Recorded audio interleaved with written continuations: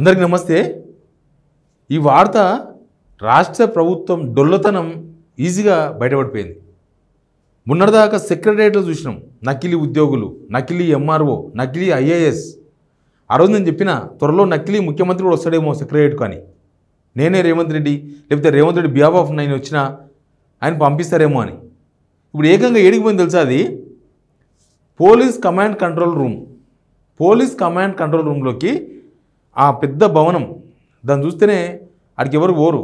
లోపలికి పోవాలంటే చాలా రూల్స్ ఉంటాయి, అవన్నీ ఏమీ లేవు. కానీ ఒక ఆయన టాస్క్ ఫోర్స్ పోలీస్ అని లోపలికి బయటికి తిరుగుతూనే ఉన్నాడు.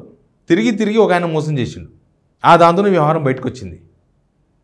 ఈ వార్త చూసే కన్నా ముందు నేను రిక్వెస్ట్ చేస్తున్నా, ఈ వీడియో కింద సబ్స్క్రైబ్ అనే బటన్ ఉంది, ఆ బటన్ నొక్కి సిగ్నల్ టీవీకి సపోర్ట్గా నిలవండి.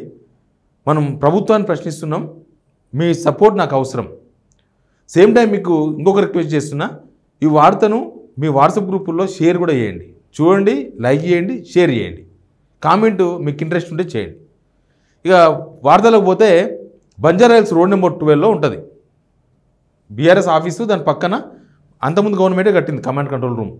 ఏంది కమాండ్ కంట్రోల్ రూమ్ పని అంటే, మొత్తం రాష్ట్ర వ్యాప్తంగా ఎప్పుడైనా ఏదైనా వరదలు వచ్చినా, వానలు వచ్చినా, ఏమైనా కరెంటు ప్రాబ్లమ్స్ వచ్చినా, సునామీ వచ్చినా, మన దగ్గర సునామీ రాదులే, సముద్రాలు లేవు కాబట్టి, భూకంపాలు వచ్చినా, ఏమొచ్చినా, ప్రకృతి వైపరీత్యాలు వచ్చినా, ఇంకేం జరిగినా, ఎక్కడైనా దొంగతనం జరిగినా అక్కడ నుంచి సీసీటీవీలో చూడొచ్చు. అది అక్కడ ఉన్న పని.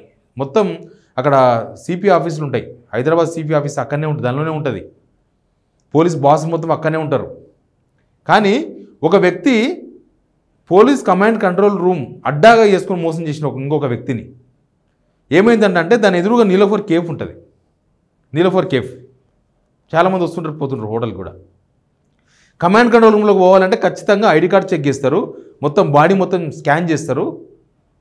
నువ్వు పోలీసా కాదా, ఒకవేళ కాకపోతే విజిటర్ అయితే నువ్వు ఎవరు. అక్కడ విజిటింగ్ హాల్ కూడా ఉంటుంది. విజిటింగ్ హాల్ కూర్చోబెట్టి నువ్వు ఎవరిని కలవాలి, ఆయనకు ఫోన్ చేసి నీ కోసం పలానా వ్యక్తి వచ్చిండు, ఆయన పంపాలన్నా వద్దా, పంపాలి అంటే ఆయనకు ఇంకొక విజిటింగ్ కార్డు ఇస్తారు, విజిటర్ అని ఇచ్చి లోపలికి పంపిస్తారు. దానికి ఒక నెంబరు అవన్నీ ఉంటాయి.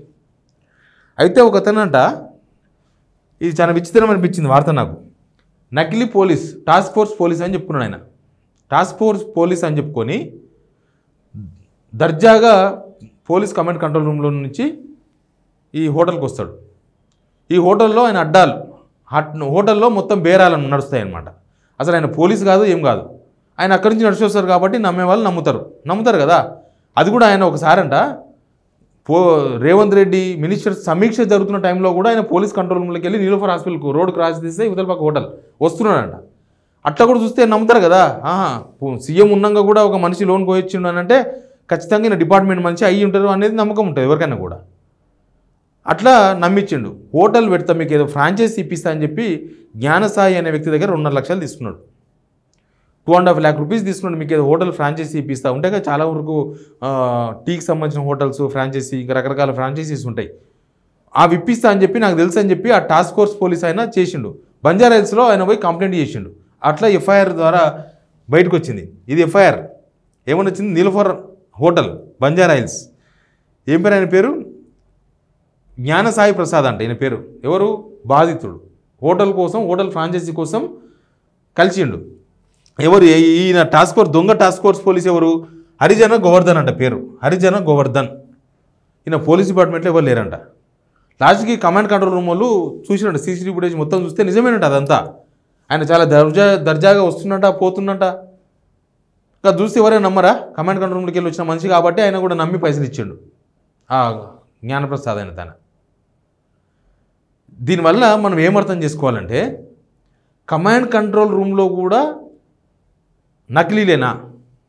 పోలీస్ బాసులు వాళ్ళు ఉన్న అదంతా ఒక ఎట్లుంటుందంటే ఒక మిలిటరీ ఏరియా లాగా ఉంటుంది. ఆడ పోతే ఒక మిలిటరీ ఏరియా, దాని ముందరికెళ్ళి కూడా పోనీయరు. ఒక్కొక్కసారి సీఎం ఏమైనా మీటింగ్లు పెడుతున్నాడంటే అక్కడ నుంచి ఎవరి జనాలు కూడా పోనీయరు. సీఎం వస్తున్నాడంటే 10 నిమిషాల ముందే ఆపేస్తారు. అసలు సీఎం ఆ కమాండ్ కంట్రోల్ రూమ్ పోవడమే ఒక దౌర్భాగ్యం. ముఖ్యమంత్రి పరిపాలన చేయడము, అక్కడి నుంచి చేయడమే ఒక నిరంకుశత్వం. కమాండ్ కంట్రోల్ నుంచి సీఎం రేవంత్ రెడ్డి పరిపాలన కొనసాగించడం అనేదే ఒక నిరంకుశత్వం. ఇక ఇంతకు మించి ఇంకేముండదు. ఇదే నిరంకుశత్వం, మిగతా ఏమీ కావు. ఎందుకంటే ఆయన రాజు ఫీల్ అవుతున్నాడని అర్థం దానికి. ఆయన రాజు, నేను తెలంగాణకు రాజు కాబట్టి ఇక్కడ కమాండ్ కంట్రోల్ అంతా పోలీసుల మధ్యలో చేయాలన్నమాట. సమీక్షలు కూడా ఆయన పరిపాలన అంతా పోలీసుల మధ్యలోకి వెళ్ళి చేయాలని డిసైడ్ అయ్యాడు. ఆడికి ఎవరో ఈ అగంతకుడు పోయిండు. మంచిగా ఉంది కదా, లోపల ముఖ్యమంత్రి, బయట అగంతకుడు. ముఖ్యమంత్రి సమీక్ష, ఈయన ఇక్కడ రివ్యూలు. ఈ అగంతకుడు వచ్చిన వాళ్ళతో ఇక్కడ నుంచి నడుచుకుంటూ పోవాలి, రోడ్ క్రాస్ చేయాలి, హోటల్లో కూర్చోవాలి, ఛాయ్ తాగాలి, బేరం చేసుకోవాలి, మళ్ళీ వచ్చేయాలి వాళ్ళ ముందల. ఎవడు అడిగే నాదు లేడు, పట్టించుకునే దిక్కు లేదు. కమాండ్ కంట్రోల్ రూమ్లో కూడా నకిలీలు అంటే ఇంక ఎవరిని నమ్మాలి? ఎక్కడ గవర్నమెంట్ ఎంత అట్టర్ ఫ్లాప్, ఎంత ఫెయిల్యూర్ వీళ్ళ అడ్మినిస్ట్రేషన్ అని తెలపడానికి ఇంతకన్నా పెద్ద కారణం అవసరమే లేదు. పెద్ద పెద్ద పట్టించుకోవడానికి అవసరం లేదు. సెక్రటేరియట్ గుండెకాయ, దాంట్లో కూడా ఎవ్వరికి ఎంట్రీ లేదు. కానీ అందరు దొరికిరు కదా. కింది స్థాయి నుంచి నకిలీ అటెండర్ కాడ నుంచి స్టార్ట్ చేస్తే నకిలీ ఐఏఎస్ వరకు సెక్రటరీలో పట్టుబడి వరుసగా 15 రోజుల్లో. ఇప్పుడు కమాండ్ కంట్రోల్ రూమ్ అడ్డాగా ఒక నకిలీ టాస్క్ ఫోర్స్ పోలీస్ బయటకు వచ్చిండు. ఏం జరుగుతుంది అసలు రాష్ట్రంలో? ఈ పరిపాలనలో ఏం జరుగుతుంది? కమాండ్ కంట్రోల్ రూమ్లో కూడా దొంగలు దూరితే పట్టించుకోలేనంత దిక్కులేనంత వ్యవస్థ నా పోలీస్ వ్యవస్థ. దానికి హోమ్ మినిస్టర్ ఆయననే, ముఖ్యమంత్రి ఆయననే, రేవంత్ రెడ్డి. లేకపోతే ఆయనను చూసుకునే చెల్లరేగిపోతుండ్రా ఇట్లాంటి వాళ్ళు. రేవంత్ రెడ్డిని చూసుకునే చెల్లరేగిపోతుండ్రా ఏంది?